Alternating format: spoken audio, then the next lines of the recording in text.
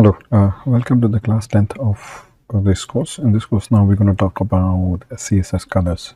Now we have used colors a little bit in previous sessions. Let's just deep dive into it and understand a little bit more how we use color property in CSS. So in order to use color property in CSS, you need to have color property, colon, and then the color name. That's it. So this is the first basic property that we use. So anytime you want to assign color to any text or component, basically we use the color color property, colon, and then the color name. Okay, so that's what we do. So primarily for every time we have to use text, we use the color and then the color name. This becomes the property and this becomes the property value. So this is simply how we do in CSS. So any text color you want to assign anywhere to any tag, this is basically what you do. However, if you need to set to the background color, okay, so for example in this slide this yellow is the background color. So this is what we mean by background. In order to set the background color, basically we use a property called background dash and then color. Okay, so this background dash color will set the background color of any tag. So whether you are using div tag, paragraph tag, heading tag, or any tag for that matter, you can set a background property for that, and then background property will basically use the same pattern, colon, and then the color name. Okay, then there's border as well. So you can set a border around a certain component. So for example, in this case this is the border, or this border can go around entire component loops. Okay, so this basically means that we have a border around entire segment sessions. Okay, let me just erase this, hang on, eraser, and so on. So this basically what we say our browser basically refers to. So in terms of our browser, whenever we want to set the color to a certain property of the border, we use the border attribute. So this time we use the border. What it will do, it will set a border around a component. Okay, however this border uses 3 attributes. So this is a short form. So border, this is basically the width of the border, how thick or thin you want the border to be, the solid, the design of the border you want to be, and then the red basically becomes the color. So you can set the color of the border as well, you can set the color of the background, and you can set the color green as well. Okay, this becomes simply the 3 basic mechanisms of setting color of any basic object. How we set the color? Again, we use the color name already. So this red, green, blue, these are the color names that we use. Okay, whereas you can use an RGB value of a color. So if you don't want to, or if you don't know the name of the color but you are aware of the RGB values, again you can find the RGB values of various different colors. So you can use red, green, and blue, these values of any particular color within your system. Okay, and then or a hexadecimal value as well. So this is counting a hash hexadecimal value, which is again commonly available. So we use online charts to find out a hexadecimal value of a particular color, and then we use that hexadecimal value. Or you can find an RGB, or you can use the color name directly. So when you're using the color name, there's a limitation. Not every color has a name assigned to it in CSS. So that is why we would be using RGB or hexadecimal values for more uncommon or specific colors that usually are not so commonly known. Okay, so this is why this is so important to understand. Then moving on to the color names. So what color names can we use? Typically color names can be, for example, like tomato, like orange, like dodge blue, like medium green, or violet, or a light gray. These are common names, and there are almost more than 100 common names that are associated with colors in CSS. So you can use any of that. How we use it? Again, we use an h1 tag. We specify a background color, for example tomato, so that the heading 1 now becomes a background color tomato. If I use a h1 style with the background text orange, and if I specify background color to be orange, now I get an orange color. Okay, this is how simply we do it. Okay, let me show you a few more examples in VS Code. In my VS Code, let me create a new file. Okay, and then we will just start with the same HTML, and then we use \HTML. So I'm just creating a brand new file. Go inside file, and then make sure in the same CSS source code folder I save this file as 10, and this is nothing as CSS colors. Okay, .html. So I'm saving it as .html file. Click on submit. Okay, again, don't worry, the source code will be available in your resources link, so you can download this as well. So now I have the basic code available: head, title, and then basically I'm not going to use the CSS link right now, so I can simply say \head. So let me close this, and I'm going to use something called style tag. So let me use a style tag, style style, and now we have a style tag available. Inside here I will create a body. Okay, so let me use body tag. Inside the body, let's just create h1. Let's see, session 10, CSS colors. Okay, so now we have a basic CSS career created. How do we use CSS? So I specify, for example, class, and I can say HEAD head. So this becomes my class name. So inside my CSS, now I go and I create that h1 dot CLASS. Sorry, dot head. Okay, so this is now I'm specifying that I have a heading one tag that has a class name called head.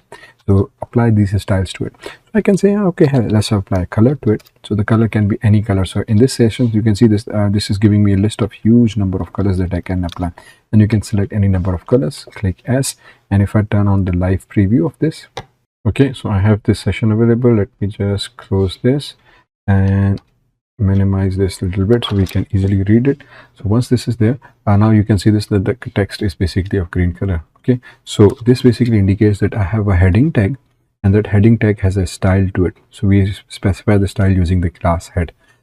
Then inside the heading here, we basically specify the style. This becomes indicating that we are using internal CSS. Okay, so whenever we write the CSS within the HTML, we call it internal CSS. So this internal CSS is now using h1 as head, and that has a green color.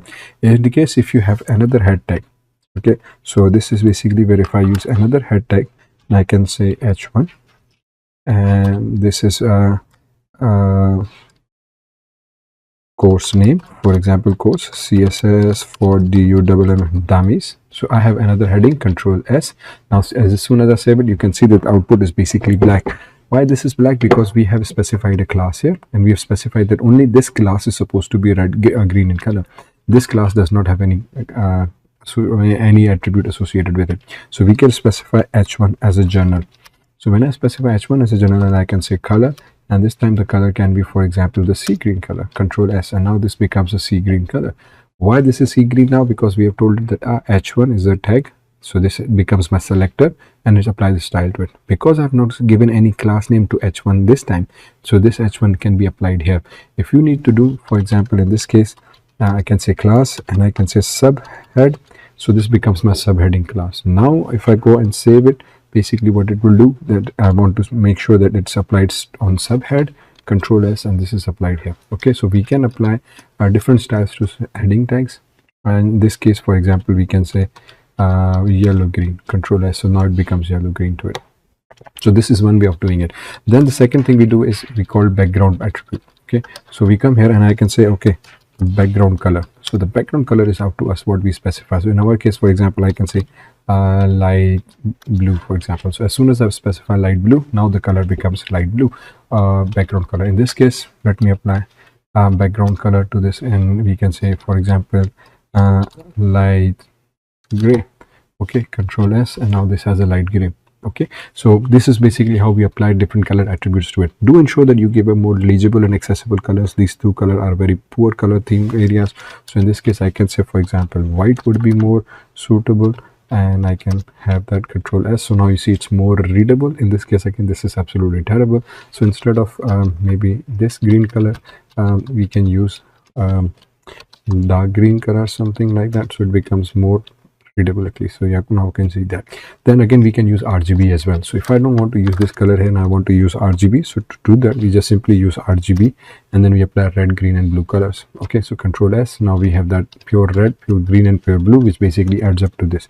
So now you can specify any color value for between 20 to 255. So for example, I specify 34 here, and I can say, okay, have for 34 here in terms of 3, okay, or maybe 39. This should not make much difference, and I can say, for example, 200. So Control S, now it becomes this color. Okay, so if I say, for example, 134, Control S, now see it becomes purple. So we can give any RGB values. How do we find out the RGB values of any color? I think we can come here and we can access the W3Schools, and we can say RGB color. And if you search for it, it should give us the color tutorial in W3Schools website, and basically it will give you the RGB chart of different colors. So if you come here, you can find the RGB values of different color schemes on this website. You can just Google it out. Similarly, the hexadecimal color values can also be found out. So you can see this has this charts available, or you can go on internet and find out the wonderful color schemes that you want to use and their RGB and hexadecimal values if you want to use that. So to use the hexadecimal values, for example, in this case, I want to use this. So let me just copy this, Control C. Instead of background color, instead of giving the color name, basically we just delete this and give the hexadecimal value. That's it. So if you are using RGB, you are going to call this RGB function, telling it this RGB values. Of course, because I'm using VS Code, it is telling me that what RGB values I can use. So I can easily use the color picker to choose a specific RGB values in my case. Okay.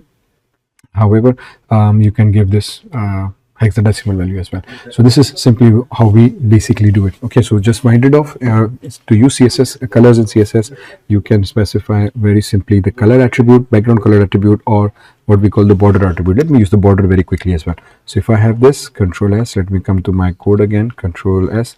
So let's just use, oops, what's happening? Minimize this. Yes, so the border is basically supposed to go in this way. Where is my cursor going? Okay, enter. We use border, and then we say I need a border, for example, of 2 pixels. It is supposed to be solid in color, and then the color name. So the color can be any particular thing. Again, here I can use an hexadecimal value. For example, hash FFF should give me a white color, or for example 333 should give me a darker gray color. And now you can see this, that I have a background border around this particular content having a light background, a dark color. So this looks nice. So this is how we basically style our components within CSS using the color attributes. So hopefully this makes sense to you.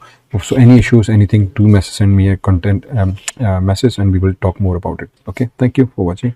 See you in next session.